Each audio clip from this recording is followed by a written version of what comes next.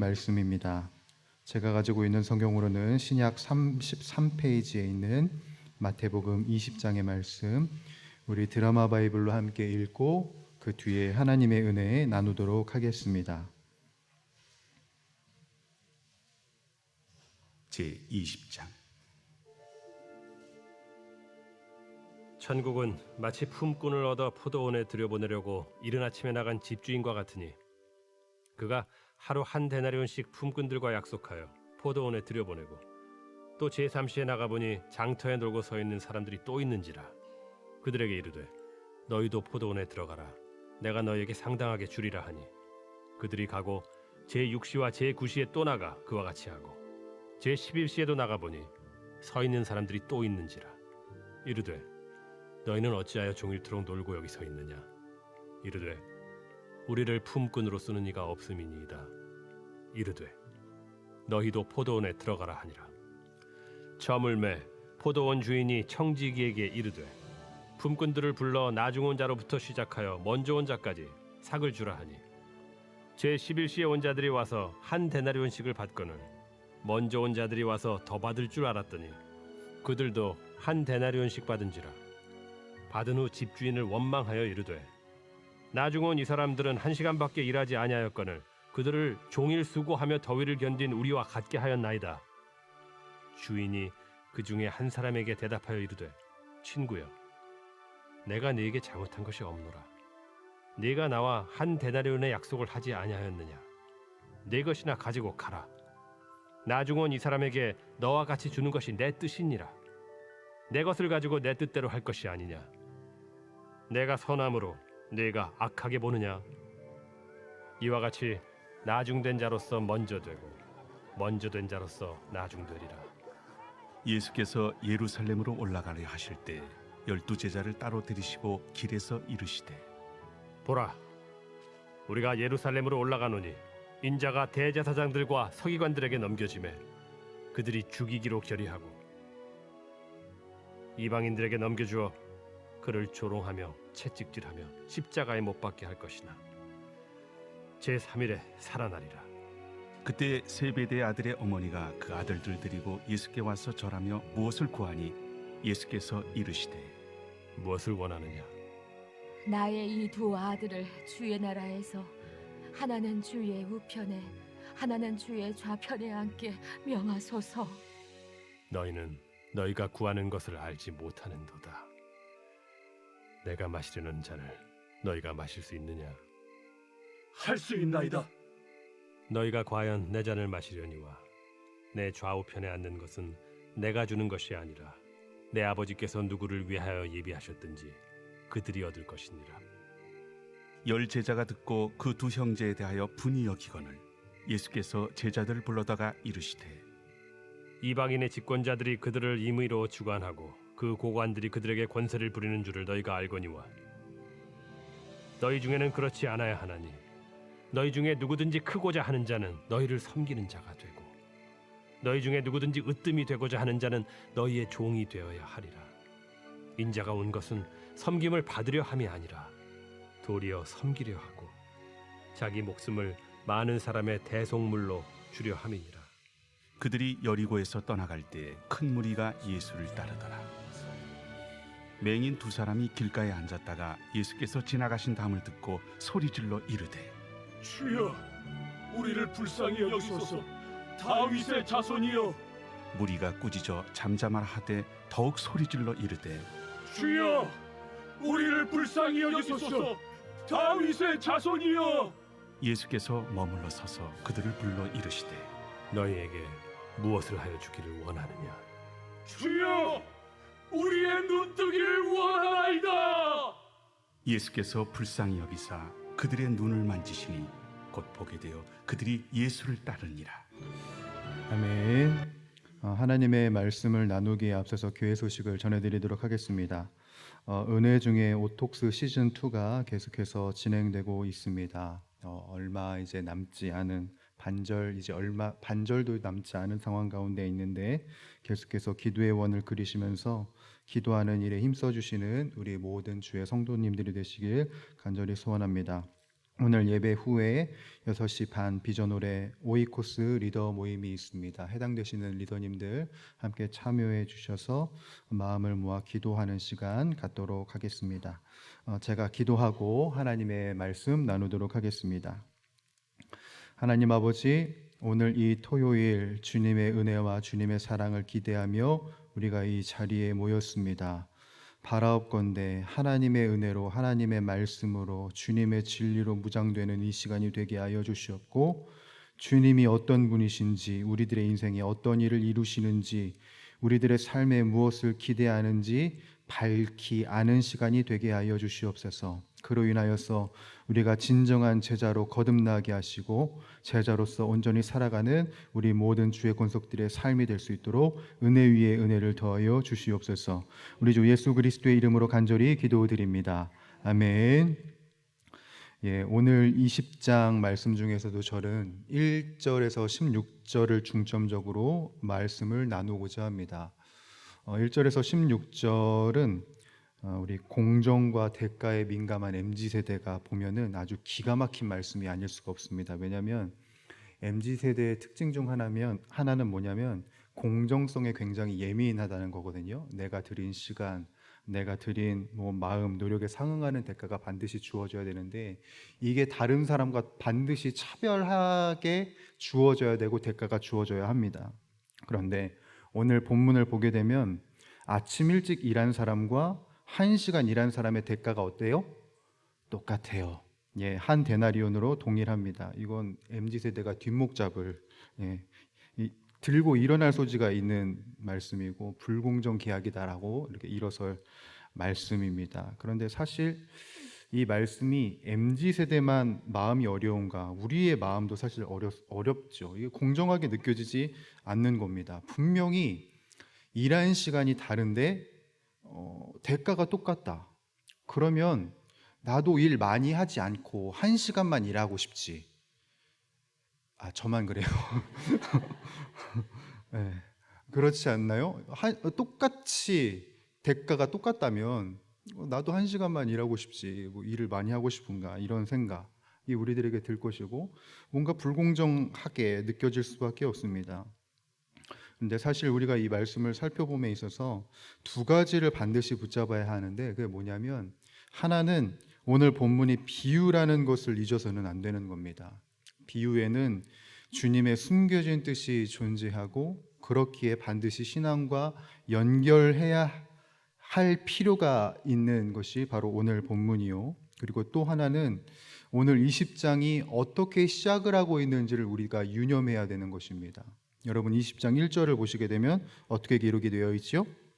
천국은 마치 품꾼을 얻어 포도원에 들여보내려고 이른 아침에 나간 집주인과 같으니 라고 하면서 시작을 합니다.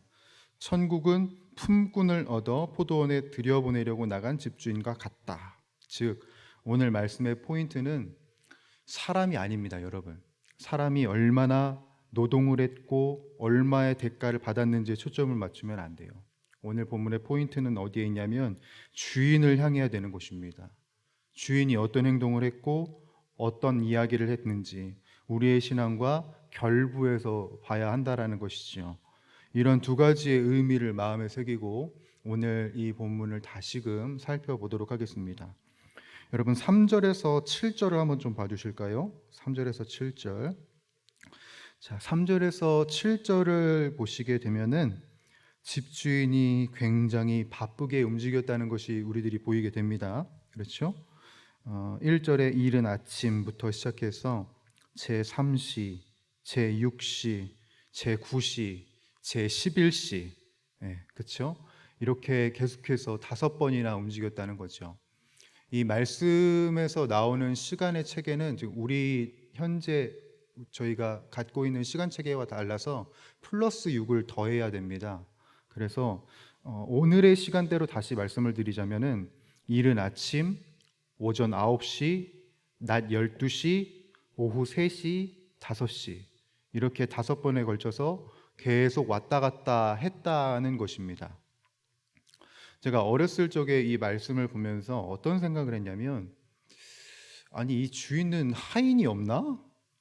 왜 본인이 자꾸 왔다 갔다 하는지 이해가 안 되는 거예요. 사람을 고용할 재력이 된 형편이라면 당연히 두세 사람 종을 둘 형편이 되었을 것이고, 그리고 그 장터에 그 고용한 하인들을 보냈으면 됐을 텐데 집주인 스스로가 너무나도 고생을 하는 거죠. 그리고 또 하나 특이한 게 뭐냐면 집주인이 직접 움직이지만 어떤 특이한 스펙을 요구한 것도 아닙니다. 본문에서 반복되어 있는 표현을 보면 장터에 놀고 있는 사람을 고용하거든요. 장터에 놀고 있는 사람. 그러니까 집주인은 다른 스펙이 아니라 부르면 순종할 수 있는 그 사람을 원했다라는 것입니다. 우리가 이 비유를 신앙의 눈으로 본다면 무엇을 알 수 있냐면 하나님이 어떤 분이신지를 우리가 알 수 있는데요. 하나님은 어떤 분이시냐, 이 말씀을 통해서 우리가 깨달을 수 있는 하나님의 속성은 뭐냐면 하나님은 열심이 있으신 분이시라는 겁니다. 어떤 열심이냐면 자신과 함께할 사람들을 찾기 위해서 스스로 발벗고 나서신다라는 것이죠. 세상의 기업과 그리고 그 기업의 오너들만 보더라도 수족이 다 있습니다. 굳은 일을 도맡아 해주는 존재들이 다 있다라는 것이죠. 허들의 일을 할 종을 찾는 것쯤은 다른 사람 시켜놓고 보고만 받으면 됩니다. 그런데 오늘 본문에서 이 주인은, 특별히 하나님은 본인이 자신과 함께할 자를 직접 찾으시는 것을 우리들이 보게 됩니다. 여러분, 하나님이 종이 없으세요? 부릴 천사가 없으십니까? 이 세상의 창조자가 자신의 일을 도맡아 할 수 있는 그 수족이 없으실까요? 있으십니다. 그럼에도 불구하고 그 하나님이 열심을 갖고 우리를 직접 부르신 거예요. 여러분, 우리들은 바로 그 하나님의 열심 안에 속한 자들입니다. 우리들은 다른 존재들이 아니라 주님의 열심 안에서 부름을 받은 존재들이다. 여러분, 우리들에게 뭐 특별한 스펙을 요구하셨습니까? 우리들에게 뭐 특출난 어떤 세상의 조건을 우리들에게 제시하셨나요? 그것도 아니에요. 그냥 우리들을 부르신 겁니다. 자신이 직접, 하나님이 스스로 직접 우리를 부르셨다는 것이죠. 이것을 보면서 우리가 생각할 수 있는 영적인 통찰은 무엇이냐면 나는 하나님의 열심 안에 있는 자이고 내 옆에 있는 주의 권속들도 하나님의 열심 안에 있는 자라고 볼 수가 있습니다.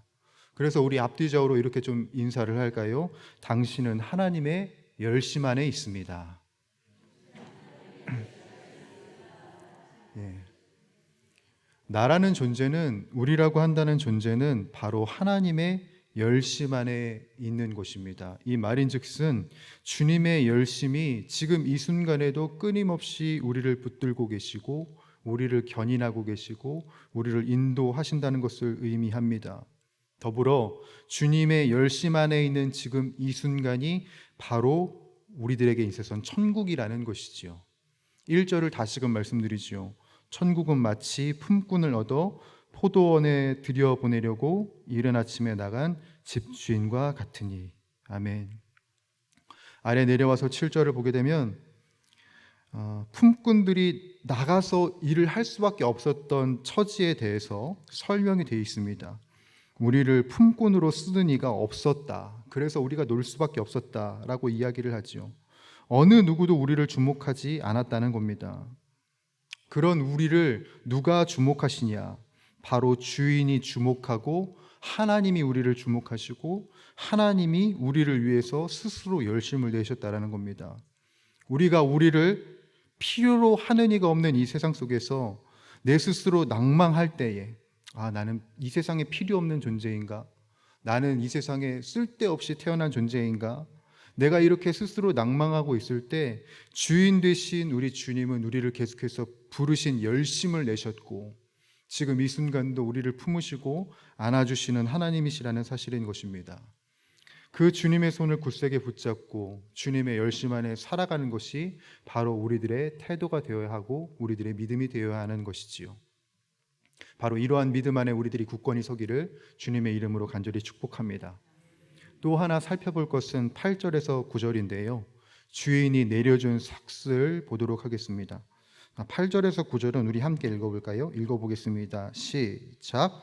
저물 매에 포도원 주인이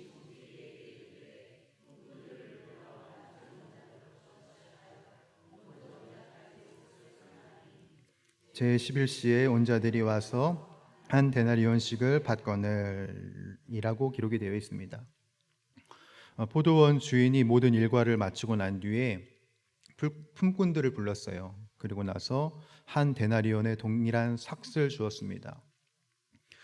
이 자리에 앉아 계실 정도라면 아시겠지만 한 데나리온의 가치는 어떤 가치를 가지고 있냐? 당시 일꾼의 하루 품삯에 해당하는 가치였습니다. 그리고 포도원 주인은 이 품꾼들과 계약할 때도 한 데나리온을 약속했고 계약을 했습니다. 그러니까 애초부터 불공정 거래가 아니었다는 것입니다. 그런데 문제는 어디에서 비롯이 되냐면 바로 아침 일찍 나온 자들의 입에서부터 시작이 되는 겁니다. 여러분 10절에서 12절인데요. 이 말씀도 함께 읽어보겠습니다. 10절부터 12절입니다. 시작. 먼저 온 자들이 와서 더 받을 줄 알았더니 그들도 한 데나리온씩 받은지라. 받은 후 집 주인을 원망하여 이르되 나중 온 이 사람들은 1시간밖에 일하지 아니하였거늘 그들을 종일 수고하며 저위를 견딘 우리와 같게 하였나이다 라고 말하는 겁니다. 처음부터 주인과 한 데나리온을 받기로 약속했는데 우리가 더 일했으니 더 내놓으라고 지금 먼저 온 사람들이 원망을 하고 있는 것이지요. 자, 여러분 이 본문이 비유임을 다시금 상기를 해보겠습니다. 다시금 상기를 해보면서 생각을 해보지요. 자, 주인이신 하나님에게 부름받은 이 품꾼들은 누구에 해당이 되냐면 바로 신앙인들을 의미합니다. 여러분 신앙인들에게 공통적으로 약속된 것이 무엇이냐면 바로 하나님 자신입니다. 신앙인들은 주님의 전에 올 때에, 주님의 전에 들어올 때에 다 약속받는 게, 공통적으로 약속받는 게 무엇이냐? 하나님 자신을 우리들에게 주십니다. 그래서 오늘 본문 말씀, 이 16절 뒤에 어떤 말씀이 나오냐면요, 예수 그리스도의 죽음과 부활이 다시금 언급이 돼요. 17절에서 19절이죠. 왜 갑자기 뜬금없이 포도원 품꾼 다음에 예수 그리스도의 죽음과 부활 구절이 나오냐? 모든 신앙인들에게 약속된 것은 하나님 자신이시고 예수 그리스도이심을 우리들에게 상기시켜 주시기 위함이에요. 그런데 우리의 문제, 신앙인들의 문제는 무엇이냐면 하나님만으로 만족하지 못하는 겁니다. 이게 문제인 것이죠. 하나님만으로 만족하지 않고 주님 말고 더 다른 것을 요구한다는 것입니다. 주님의 얼굴 말고 주님의 손에 든 것을 우리들은 갈망하고 거기에 더 초점이 맞춰져 있다는 사실인 것이지요. 제 딸 이야기를 좀 하겠습니다. 제 딸이 5살이었을 시점에 어떤 특정한 간식을 좋아했는데 그게 뭐였냐면은 파리바게뜨에 있는 그 루피빵이 있어요. 그 루피빵을 너무나도 이제 좋아했는데 어느 날 이제 저녁을 먹고 나서 이 딸이 저한테 애원하고 간구하는 거예요. 아빠, 루피빵이 먹고 싶어. 이러면서 울며불며 저한테 이야기를 하는 거죠. 그래서 알겠다 하고 이제 걸어서 동네에 있는 파리바게뜨를 갔는데 없어요. 그래서 없구나 하고 이제 다시 돌아가려고 하던 찰나에 그 딸의 간절한 얼굴이 생각이 나는 거예요. 그래서 차 키를 갖고 옆 동네로 갔습니다. 옆 동네로 가서 파리바게뜨를 가니까 거기에 루피빵이 있는 거예요. 2개가. 그래서 제가 사재기를 냈습니다. 2개를. 2개를 사가지고 이제 집에 딱 들어왔어요. 딱 들어오니까 제 딸이 제 손에 들려있는 루피빵을 딱 보면서 와, 루피빵이다 하고 제 손에 있는 루피빵을 탁 채가고 집 방으로 들어가 버렸어요. 아빠 고마워요, 아빠 감사합니다, 이런 방구 없이 내 얼굴 하나 보지 않고 루피빵만 탁 채가지고 집 방으로 들어가 버렸습니다. 여러분 우리들은 어떤 경향이 있냐면 주님의 얼굴보다 주님의 손에 든 것에 더 집중하는 경향이 있습니다. 우리들은 어떤 경향이 있냐? 내가 간구한 것에 대해서 받는 게 마땅하다는 그 시장적 논리가 우리들에게 존재를 해요. 그런데 여러분, 기억할 것이 있습니다. 뭐냐면 우리가 기도한 것을 주님의 은혜로 받든지 아니면 주님의 뜻이 있어서 못 받든지 간에 우리들은 만족할 수 있어야 되는 겁니다. 왜냐하면 지금 이 순간에도 우리를 위해 열심을 내시는 하나님이 우리의 하나님이시기 때문에 그렇습니다. 이것을 우리들은 기억해야 하고 유념해야 되는 것이죠. 저희 부부의 이야기를 좀 하도록 하겠습니다. 저희 부부는 7월 7일을 잊지 못할 것입니다. 왜냐하면 7월 7일 금요일은 저희 뱃속에 있던 아이를 유산한 날이기 때문에 그렇습니다. 16주가 가까워지면서 날로 커져가는 그 아이 때문에 저희들은 기쁘고 행복하고 즐거웠습니다. 초음파 사진을 보면서 이 아이가 어떻게 자라갈까 기대를 많이 했어요. 그런데 그렇게 가슴 벅찼던 나날이 이제 보낼 수가 없습니다. 7월 7일에 유산 판정을 받고 나서 아내가 굉장히 많이 울었어요. 펑펑 울었습니다. 그런데 저는 그 소식을 듣고 눈물을 삼켰어요. 왜 눈물을 삼켰냐면 저는 원망이 더 컸기 때문입니다. 하나님, 우리가 기도한 것이 있고 그리고 우리가 위기였을 때 성도님들이 기도한 것이 있는데 결과가 이러면 어떡합니까? 하나님, 왜 우리 부부에게는 이 아이가 허락되지 않는 겁니까? 계속해서 끊임없이 되뇌이고 원망하고 불평을 했어요. 차로 이동을 하면서 원망과 불평을 했고 아내가 수술을 하는 그 과정 속에서도 기다리는 동안에 이 원망이 사라지지 않는 거예요. 그러다가 이제 아내가 몸을 추스리기 위해서 병동에 입원을 했고 아내와 좀 많은 대화를 나눴어요. 많은 대화를 나누는 중에 무엇이 떠올랐냐면 자신의 아들이 십자가에서 죽어가는 것을 볼 수밖에 없었던 하나님이 보이는 거예요. 계속 그게 느껴지는 거죠. 우리와 함께 하시기 위해서 아들의 죽음을 인내하신 주님이 묵상이 되는 것입니다. 그래서 지금 우리 부부의 심정을 주님이 너무 잘 이해하시겠다라는 생각이 들었어요. 그리고 든 생각이 무엇이었냐?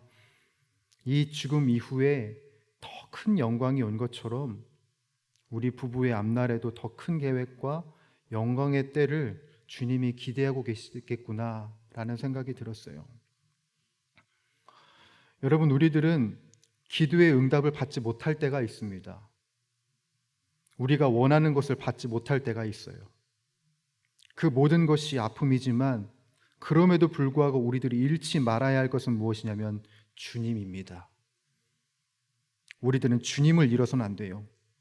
주님이 우리 곁에 계시다는 그 사실을 잊지 않고 그분으로 만족해야 할 것입니다. 왜냐하면 그 삶이 바로 천국이기 때문이고 고난의 뒤편에 주님의 열심이 있기 때문에 그렇습니다. 여러분, 우리가 신앙생활을 얼마나 해왔고 어떤 식으로 해왔는지 여러분 그것에 집중하지 마십시오. 하나님이 지금까지 우리들의 인생을 어떻게 이끄셨는지 그 신실함과 열심에 집중하십시오. 그리고 그 주님이 앞으로 우리들에게 얼마나 더 선한 것을 허락하실지를 바라보십시오. 우리 주님은 모든 것을 합력하여 선을 이루시는 주님이시요. 그리고 그 주님 안에 거하는 것이 천국의 삶임을 우리가 잊지 않기를 간절히 소원합니다. 주님의 열심이 바로 지금 이 순간 있습니다. 내 기도의 응답이 지금 이 순간 이루어지지 않을지라도 주님의 열심은, 우리를 향하신 당신의 열심은 지금 이 순간도 진행 중입니다.